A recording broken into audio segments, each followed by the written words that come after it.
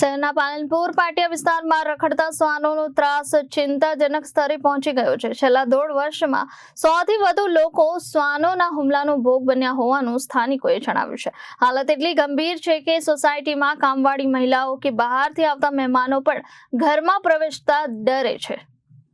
સુરત શહેરના પાલનપુર પાટિયા વિસ્તારમાં રખડતા શ્વાનોનો ત્રાસ ચિંતાજનક સ્તરે પહોંચી ગયો છે। છેલ્લા 1.5 વર્ષમાં 100 થી વધુ લોકો શ્વાનોના હુમલાનો ભોગ બન્યો હોવાનું સ્થાનિકોએ જણાવ્યું છે। સ્થાનિક રહીશો, ખાસ કરીને મહિલાઓ, બાળકો, વૃદ્ધો ઘરની બહાર નીકળવામાં ડર અનુભવી રહ્યા છે। રોજબરોજના જીવનમાં ભારે અસમર્થતાનો સામનો કરવો પડી રહ્યો છે। સુરત મહાનગરપાલિકાને અનેકવાર લેખિત તેમજ મૌખિક રજૂઆત કરવામાં આવી હોવા છતાં પણ કોઈ નક્કર પગલાં લેવામાં ન આવ્યા હોવાનો સ્થાનિકોએ આક્ષેપ કર્યો છે।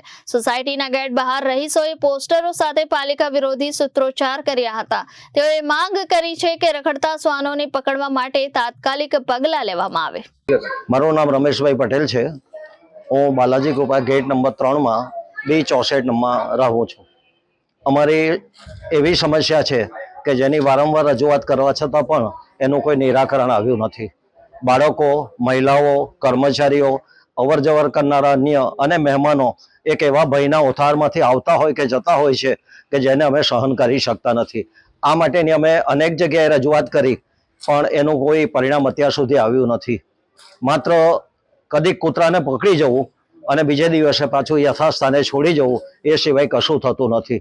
અમે પણ માનીએ છીએ કે જીવ દયા પ્રત્યે લાગણી હોવી જોઈએ, પણ મેં અગાઉ કહ્યું તેમ કે જ્યારે નાગપંચમીને દિવસે અમે નાગની પૂજા કરીએ પણ એ નાગ જો અમારે માટે ડંખ મારતો હોય તો એનો પણ નિકાલ કરવો અનિવાર્ય છે। કૂતરા પ્રત્યે મને વાંધો નથી પણ એનું વર્તન જે છે એ અમારે માટે હાનિકારક, નુકસાન કરતા અને કદાચ અમારો જીવ લેનારું એવું બની રહે છે। એ સંજોગોમાં અમે કોર્પોરેશનને ફરી એકવાર વિનંતી કરીએ છીએ કે આ અમારી જે સમસ્યા છે એનો કાયમી ઉકેલ લાવો અને જે ભયના ઓથારમાંથી અમે જીવી રહ્યા છીએ એને માટેની કાયમી મુક્તિ મળે। અત્યાર સુધી અસંખ્ય, ગણતરી તો નહીં શકે પણ 100, 150, 200 લોકોને, એમાં કેટલાક આવીને બિચારા ઘરે જતા રહેતા હોય, કરડ્યું હોય એટલે એને ગણતરી નહીં શકે પણ અનેક લોકોને અત્યાર સુધીમાં કરડ્યા છે અને એ અસહ્ય અને અવર્ણનીય છે। Reporter Arvind Rathod, Janadesh news, Surat.